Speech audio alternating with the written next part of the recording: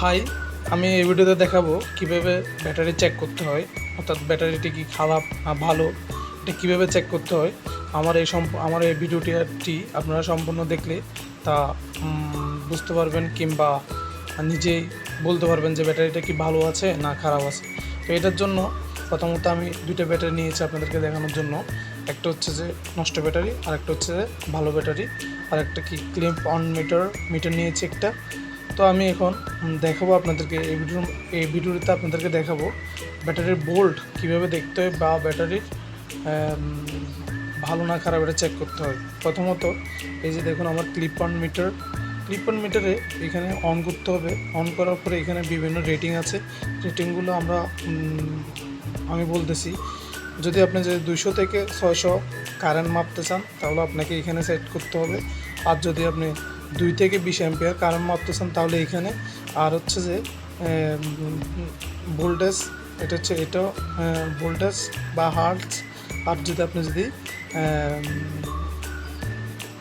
Battery voltage দেখতে চান তাহলে আপনাকে এখানে সেট করতে হবে। আর এটা হচ্ছে ক্যাপাসিট্যান্স, আর এটা হচ্ছে ওহমস। এভাবে করে আপনাকে সেট করতে হবে।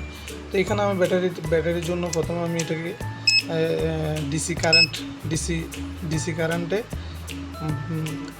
কারেন্ট চিহ্নিত অংশে আমি এটাকে সেট করলাম। এই যে আমি সেট করলাম। সেট করার পরে আমি আমার এখানে দুইটা প্রান্ত আছে, একটা হচ্ছে কমন আর একটা হচ্ছে যে রেড। তো এখানে এই যে কমন প্রান্তে আমি কালো দিব, আর অন্য প্রান্তে আমি রেডটা দিব। দেওয়ার পরে তো আমি যদি এখানে দুই প্রান্তে ধরি, ব্যাটারির দুই প্রান্তে ধরি, দেখা যাক কি দেখায়। আমার এখানে শো করতেছে 0.729, মানে অর্থাৎ এখানে থাকার কথা হচ্ছে 12 ভোল্ট থাকবে। এখানে 12 ভোল্ট থাকবে, একটা ব্যাটারিতে 12 ভোল্টেজ দেখাবে 12, কিন্তু এখানে 12 ভোল্ট দেখাচ্ছে না। তার মানে আমার কি এই ব্যাটারিটা নষ্ট। তো অপর দিকে আমি যদি এটা দেখি, এই দেখুন 12.64 দেখাচ্ছে। তার মানে কি আমার এই ব্যাটারিটা সম্পূর্ণ ভালো। তো সেমভাবে আমি যদি এইভাবে আমরা বুঝতে পারবো যে কোন ব্যাটারিটা ভালো বা কোন ব্যাটারিটা খারাপ। তো আমি এখানে শনাক্ত করে ফেললাম যে আমার এই ব্যাটারিতে ফল্ট আছে বা সমস্যা আছে। আমার এই ব্যাটারি সম্পূর্ণভাবে কাজের উপযোগী। তো আমি এই ব্যাটারিটাকে সম্পূর্ণ কাজে ব্যবহার করতে পারবো।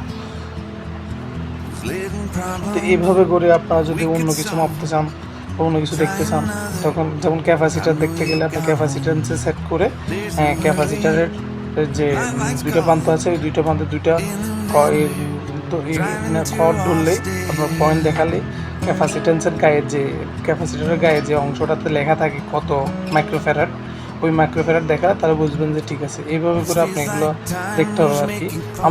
আমার ইউটিউব চ্যানেলে মানে ভিডিও আসবে, এরপর একটা করে আসবে যে ক্যাপাসিটার কীভাবে দেখতে হয় বা অন্য জিনিস কীভাবে দেখতে হয়। তো আমি একটা করে ভিডিওতে সব ম্যাগনেটিক কন্ডাক্টর কীভাবে দেখতে হয়, তো এইভাবে করে আমি সব ভিডিওতে দেখাবো। আপনারা আমার চ্যানেলটি অবশ্যই সাবস্ক্রাইব করবেন। ধন্যবাদ সবাইকে।